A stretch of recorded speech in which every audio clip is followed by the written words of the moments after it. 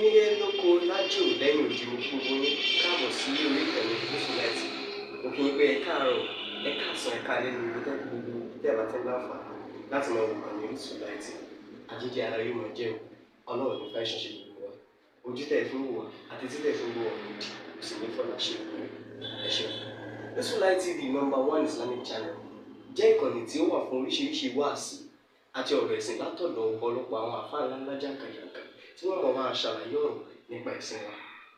Ní báyìí, ẹ bá mi subscribe sórí Yusufullahi TV kí ẹ lè máa jẹ ọ̀pọ̀lọpọ̀ gbádùn àwọn fídíò táwọn fi síbẹ̀ lónìí ọ̀rọ̀. Ẹ bá mi like kí ẹ sì bá mi subscribe, ẹ bá mi share kí ẹ bá mi comment sórí àwọn fídíò yìí. Ìṣẹ̀lẹ̀ bẹ́ẹ̀ ti sí. Àwọn ọ̀kan ń bí àrùn ìrìn yìí lásìkò yìí lẹ́sìn tó yẹ ká yanjú nítorí ọ̀la ìlú yìí. Ọ̀rọ̀ tàlàfà àgbà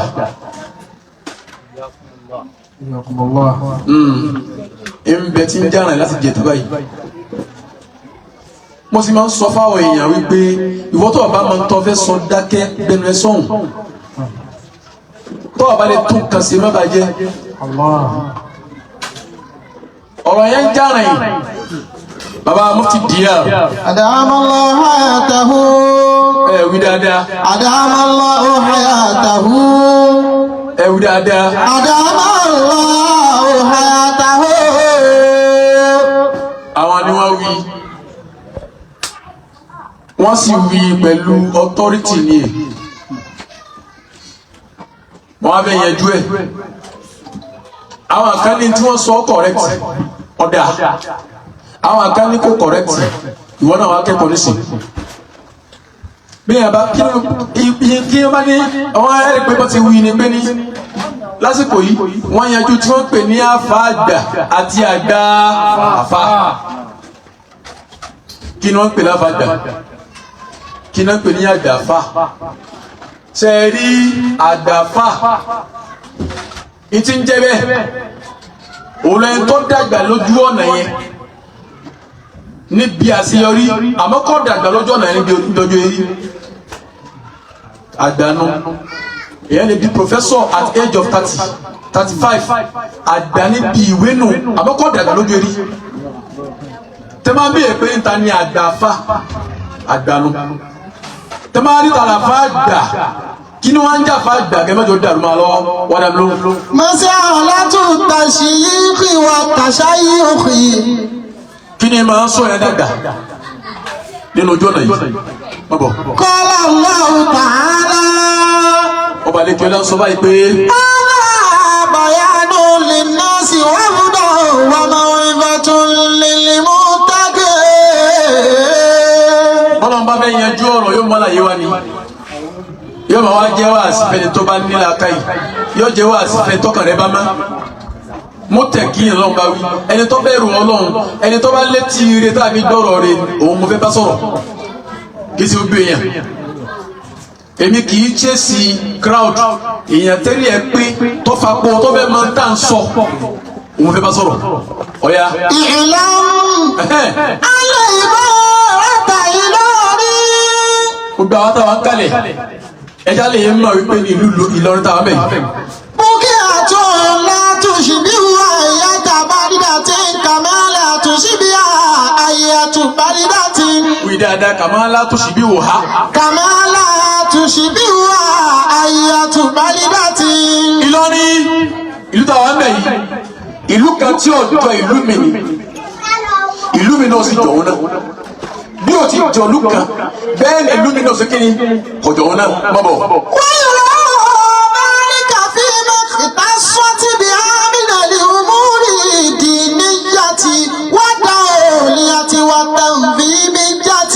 Ìtọ́jú yàtọ̀ nínú ìlú ètò wa ní tẹ́ bá ń sọ̀rọ̀ nípa ọ̀rọ̀ ẹ̀sìn bá a ti ń gba handú ọ̀rọ̀ ẹ̀sìn níbí ó yàtọ̀ sí ìlú mi bá a ti ń gba handú ọ̀rọ̀ ìṣesí ayé nínú ìlú yìí ó yàtọ̀ sí ìlú mi kọ́dá ètò bá a ti ń gba ìlú ayé ó yàtọ̀ síra wọn.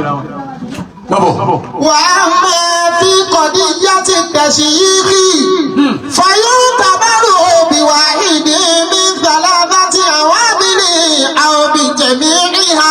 Bí wọ́n bá ń dákọ̀ àfáàdà àwọn wo gan ni wọ́n bẹ ń bi láyìn bẹ́ẹ̀ tọ́ba ní ẹni yí àfa gbà ní nǹkan mẹ́ta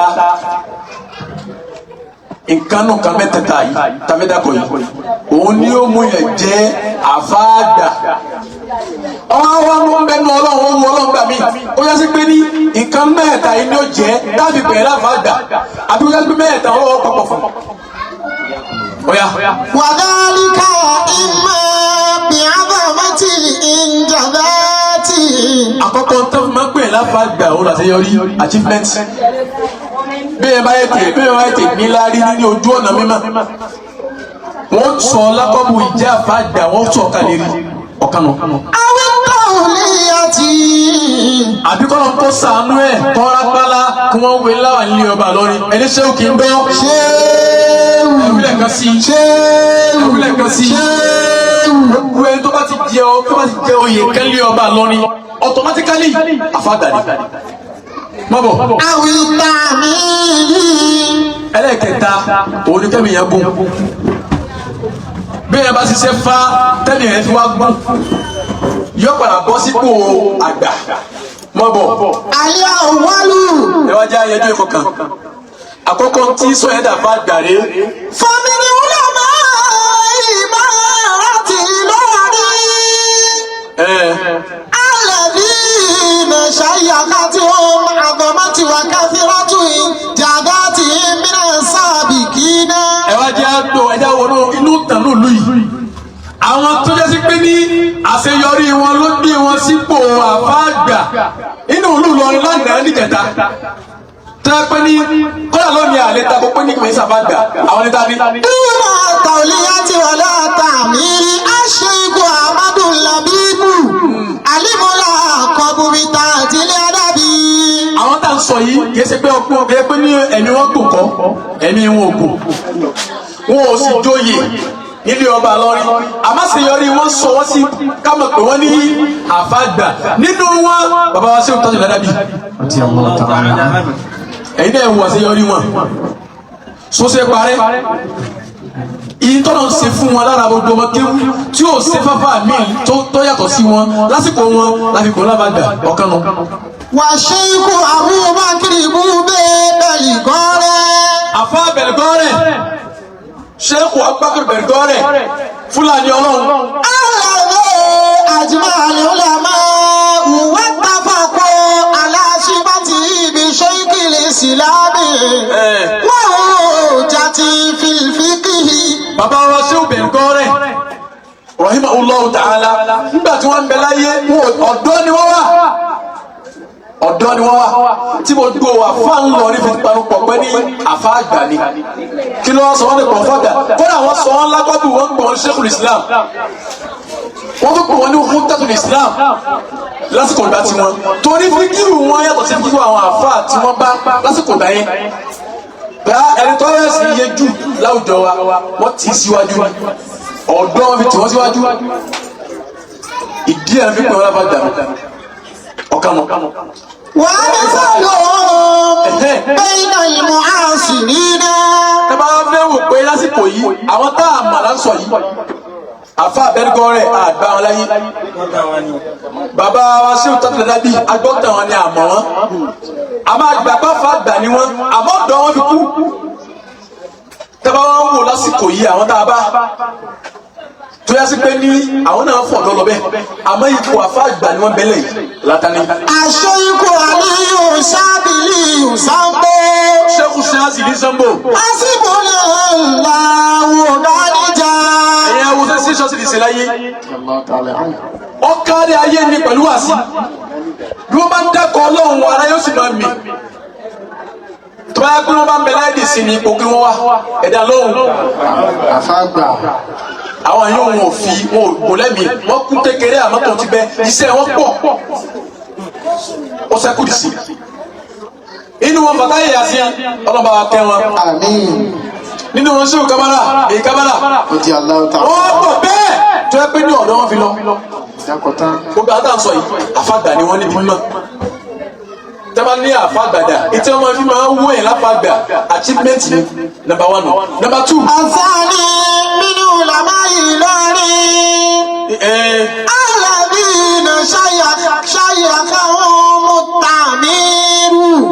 ẹlẹ́ẹ̀kejì tí máa fìyàn sípò àfáàgbà òun ni kéèyàn gùn lẹ́mìí tọba ṣiṣẹ́ fáá débi pé ẹ̀mí rẹ̀ gùn àwọn tí wọ́n ń bẹ láwùjọ nínú àwọn àlùfáà wọ́n wá gbé àgbà fún pé ní òun ló ṣẹ́kù lágbà láàrin wọn lójú erí wọ́n wá gbé fún pé ní òun ni àfáàgbà ẹlẹ́ẹ̀kejì nu. Àṣeyíkù Ibrahim Qabil Ulumi. àkọ́kọ́ náà àwọn tí wọ́n jọ bẹ́ẹ̀ wọ́n pọ̀ nínú Ìlọrin wọ́n pọ̀ gẹ́ àmọ́ lásìkò tó ti kọjá ní dẹ̀ẹ̀rẹ̀ Ìlọrin àtijọ́ àrùn àtijọ́ ẹ̀dá nírúurú wọn àwọn tí wọ́n ti pé ní ọjọ́ ẹni wọn ló sọ wọn sí ipò àfáàgbà láàrin àwọn àlùfáà òun ni Mọ̀lánà Sheikh Ibrahim Kumburi-Karatu máa bọ̀. Wà ṣe ń bọ̀. Kumburi-Karatu kú ní 1916 ni wọ́n kò láyé ọjọ́ ẹni wọn kọjá 100 ọdún ètí wọ́n lò gẹ́gẹ́ bá ti gbọ́nú tán ọ̀fẹ́ 150 something wọ́n lo sẹ́ńtúrì kẹta wọ́n tún wá lo sẹ́ńtúrì kejì kọ́ àbọ̀ bàbá Kumburi-Karatu má bọ̀. Wà ṣe ń bọ̀ Abdullahi Badende. Shehu Badende Al-Barnawi àwọn náà lò kọjá 100 ọdún ètò sọmọdé àfáàgbà ńlọrin ọjọ́ eré mẹ́mẹ́ irun wọn báwọn bí ẹ bá kù lẹ́mìí lẹ́ni sẹ́yìn tí ò bá kù kéke tí bá ń tẹ̀síwájú ó ń kálukú àwọn tí wọ́n bá padà wà láyé náà wà lùfọ́ àwọn òrì pélé yìí òun là dá ká ẹ̀ gbàgbà fún etí máa sọ̀rọ̀ dàgbà nù oníbẹ̀rẹ̀ jàmá oníbẹ̀jì. Wọ́n ní sọ́wọ́ àlùmọ́ọ́mọ́rí nàbẹ́dà ìmọ̀-àṣírí. bàbá wọn sọ̀rọ̀ àwọn tó ti kọjá nínú àwọn tí wọ́n dàgbà lé ní mímọ́ kí wọ́n tó kò láyé táyé gbà pa àfáàgbà ni wọ́n àwa nínú wọn láwọn táwọn náà báláyé kọ̀ọ̀kan nínú àwọn tá a báláyé àtàwọn tí wọ́n gbọ́ tàn wọn bíi tani. Àṣìkò Abubakar Barinawi ọmọ yá. àfọ ọmọ yíyá ni sọ̀rọ̀ wọ́n kọjá 100 kúkúrú láyé. Wà ṣẹ́kù Kamaluddin Muhammadu Habibullah Al-Adabi. Kamaluddin Al-Adabi bàbá mo ti àkọ́kọ́ ń lò lóyè àgbà wọn ọdún eré lójú pé wọ́n wà nípò àfáàgbà débi wípé kódà náà lù lọrin yóò bá pè wọ́n ní kíni alájí àgbà. ojú ẹni tí ń pè wọ́n láyé lójú ayé wọn alájí àgbà ni ẹnì kan ọ̀tá kò jẹ́ alájí àgbà wọn nínú lóyè nítòsọ̀ wọn sípò òun ọdún eré nǹkan méjì sì máa ń sọ̀rọ̀ sípò àgbà mu ẹlẹ́kẹ̀ẹ́ta ọmọ bàbá bẹ́ẹ̀. Wà kọ́ ní tù ṣàyíkù bá dọ̀lẹ́ ọ̀dà máa ìwádìí àṣírá pípa òníyàtú. ẹlẹ́kẹ̀ẹ́ta tí máa ń fìyàn sípò àgbà òní kọ́lọ́ ní kéèyàn tẹ́rí gbaláwa ní ọ̀dọ̀ ọba lọ ni ẹni ṣé òkè gbọ́. ṣéwù ẹ̀rú kan sí ṣéwù ẹ̀rú kan sí ṣéwù. ọ̀hún yà sùkà. من الناس لا تخاف دركا ولا تخشى ولا حول ولا قوة إلا بالله. ìwà tẹ́rí gbaláwa ní ọba lọ ni ọ̀nà mẹ́rin ló pín sí ẹni bá fẹ́ gbọ́rọ̀ yìí bá ní sallallahu alayhi wa sallam. sallallahu alayhi wa sallam. má bọ̀. Al-ula Al-ula àkọ́kọ́ ń bẹ̀. at-tawliyatul madaniyatu tahkimiyatu. àkọ́kọ́ bí ẹ bá tó lóye ọba ọ̀nà mẹ́rin ni wọ́n pín sí. mo á fẹ́ kó yé odò wa nísìnyí wípé odò ẹ ti máa ń jẹ́ lórí ọba àlọ́rin ipò tí wọ́n wò yẹn ipò ọba àlọ́rin ni wọ́n wà ipò yẹn ti sọ wọ́n di àgbàlagbà. wọ́n dà kó ń tọ̀ wọ́n jọ ọmọ kékeré. ọ̀yà aláwọ̀kọ́ òun náà ní kíni. Àmìfáàlù zuwamai at-tawliyatul madaniyatu tahkimiyatu. bí ọba jọ yìí ń lé ọba àkọ́kọ́ ni dawliyatul madaniyatu tahkimiyya ìjẹ́ oyè tí ó mú ìmọ̀ àṣẹ lọ́wọ́ mọ́lọ́dù bí àpèjúwe kéèyàn jẹ́ balógun oyè ni wọ́n pàṣẹ àwọn kan ó mọ̀ bẹ́ẹ̀ lábẹ́ wọn tí wọ́n pàṣẹ fún nípa ìlú nípa ilẹ̀ nípa ilé nípa yẹmọ́gàjì ẹni tí wọ́n bá pàṣẹ fún pé báyìí ní òrì àṣẹ ọba lọ́rin wọ́n pa òun ẹni tí a bá rí tí wọ́n pàṣẹ náà balógun ipò ọba lọ́rin ni wọ́n ń dì mú torí pé wọ́n rẹpísẹ́ǹtì ọba lọ́rin níbi àyè wọn ìwà wà nípò tí wọ́n wà wọn àgbà ni wọ́n bẹ̀ ọ̀kan mọ̀ ẹlẹ́ẹ̀kejì. At-tawliyatul madaniyatu tashrifiyatu. ẹlẹ́ẹ̀kejì náà ni ipò tí wọ́n fún yẹn òun ò ní jẹ́lọ́sẹ̀ àmọ́ wọ́n fi dá lọ́lá ni bí àwọn tí wọ́n fá àwọn sàràkí wa ẹ̀rọ àwọn ọmọ òkú wọn ní túràkì ẹlòmíì wọ́n fún ní mùtàwálì ẹlòmíì wọ́n fún ní kíni wàkílì gèrí wọ́n fẹ́ lómi ní wàzírì gèrí ìmọ̀ fún wọn ní oyè yẹn sì sọ wọ́n di àgbàlagbà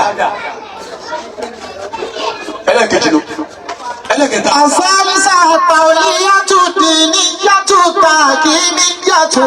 ẹlẹ́ẹ̀kẹta òun lóye tí ó mú àṣẹ lọ́wọ́ àbẹ́sì ní òmùdání oyè ẹ̀sìn ni àmọ́ tọ̀hún tó bá gba oyè òun oyè tí ó mọ̀ fi pàṣẹ nítorí pé wọ́n jẹ́ lógún ni àwọn táwọn wà níbi ipò náà òun làwọn mọ́ mẹ́ta mọ́mú àgbà nílọrin mọ́mú fúlàní mọ́mú màlẹ́ mọ́mú gàmbàrí ajánásí àtàfà ọ̀rọ̀bà náà àwọn tí wọ́n ń bẹ ní sáfù yẹn àwọn ni wọ́n kọ́ béèrè ọ̀rẹ́ sí lọ́wọ́ kó tó béèrè lọ́rẹ̀ mi kò tí ì kẹlẹ̀ mí kó tó kàn wọ́n àwọn ni wọ́n kọ́kọ́ béèrè lọ́wọ́ wọn. ìwà jẹ́ ìmáàmù àgbà nínú ìlú yìí bóyá ní gàmbàrí ni bóyá ní mọ̀lẹ́ ni bóyá ní mọ́mú fúlàní ni ipò tí wọ́n wà àwọn ipò kí ni ipò àgbàlagbà àfà àgbà ni wọ́n nù. òbẹ̀rẹ̀ bá rí wọ́n wà sáfù yẹn àgbà ni wọ́n. ẹlẹ́kẹ̀rin dalóhùn. àtàwlíyàtò dìníyàtò tẹ̀sírìfíyàtò. ẹlẹ́kẹ̀rin tàwlíyàtò dìníyàtò tẹ̀sírìfíyà ipò ẹ̀sìn ní àmọ́ kìí ṣe kò nílé wọ́n fi dá a lọ́la ni tẹ́bá rí pé yẹn ṣiṣẹ́ níbi pé ó nítumọ̀ iṣẹ́ yẹn wá pọ̀ gan nínú ìlú tó dá sí ìtẹ̀síwájú ìlú ó wà ní ẹ̀fún nípò ẹ̀fi dá a lọ́la àfi dúpẹ́ fún tó ṣe irú òpó báwọn kèsì kò tá a fi pàṣẹ wọ́n fi dá a lọ́la ni bí kíni. Sheikhul ulama'i.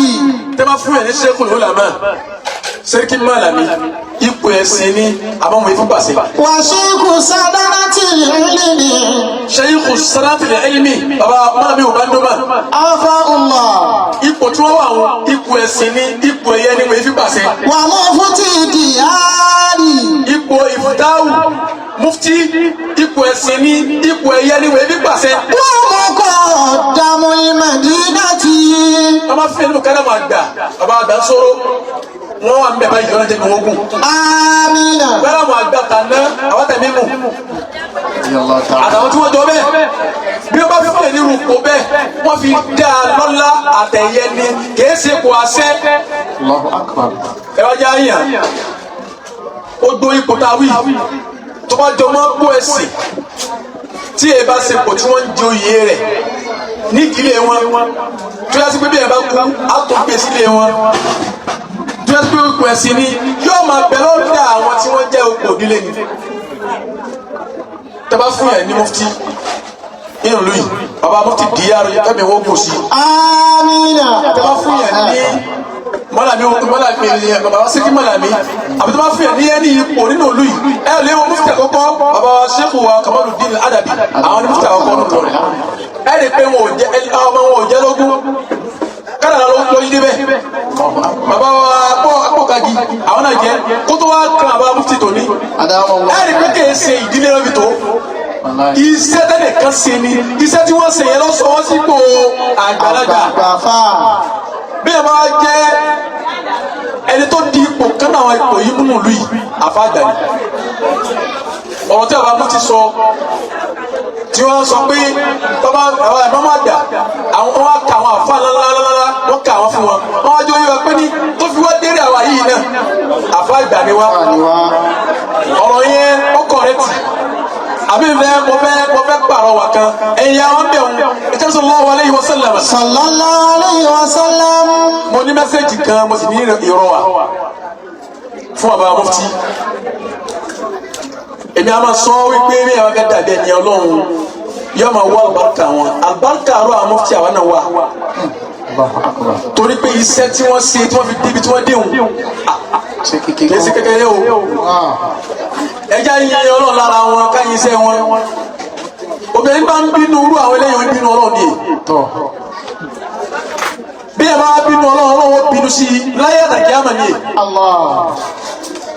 àbí mi ní ìrọ̀ wà mo sì ní mẹ́sẹ̀jì fún bàbá mufti bí bàbá mufti bá sọ̀rọ̀ wípé àfàgbà bẹ́ẹ̀ lérí àwọn yìí wàlá àwọn kọ̀rẹ́tì àfàgbà ni wọ́n bí ẹ bá takò bá lórí àmọ́ ẹ̀jẹ̀ ẹran alẹ́ tí àwọn mìíràn bẹ tí wọ́n wà ní irúpò láwọn náà wà àwọn nínú àwọn àlùfáàgbà nínú ìlú yìí bàbá àgbà sọ̀rọ̀ bàbá mi ká dá màgbà. Adamallahu hayatahu. nínú bàbá Sẹ́ríkì Málàmí bàbá wà lẹ́yàgà. Adamallahu hayatahu. kama dàbí irú àwọn yẹn náà wọn wà bẹ́ẹ̀ àmọ́ o tó orú kò ní ìbára rẹ̀ o kò jẹ nínú ìlú yìí tí ẹ bá ṣe pé ní ipò tí wọ́n ń jẹ ní ìdílé wọn abẹ́ ìmọ̀mọ́ àgbà ní ọmọ wa ìmọ̀mọ́ àgbà nàmbà 1 nínú ìlú yìí fẹ́rẹ̀ tó fi ipò ẹni tó ní achievement tó fi di àfàgbà àtẹni tí wọ́n jẹ́ ńlẹ̀ wọn tó fi di àfàgbà àtẹni tó dọ́lọ́wà tó fi di àfàgbà gbogbo wọn abẹ́ ìmọ̀mọ́ àgbà ni wọ́n wà bó ti tó ń lu inú bó ti tó ń lu inú bí wọ́n wá tó bẹ́ẹ̀ eré bẹ́ẹ̀ ni làwọn wà bàbá mufti Diyar ọlọ́wọ́n ní ba ìgbàjẹ́ mọ́ wọn lọ́wọ́ láéláé. àmín Allah. wọ́n dákun àyè tí wọ́n wà wọn àyè tí wọ́n bẹ̀rẹ̀ fi wá raga bó iná má gbà tó níbi níbo do àyè tí gbogbo ọ̀nà kí wọ́n wá sí kí ọ̀ iná má gbà kí ẹ̀ ká má sí àbáyé. àmín.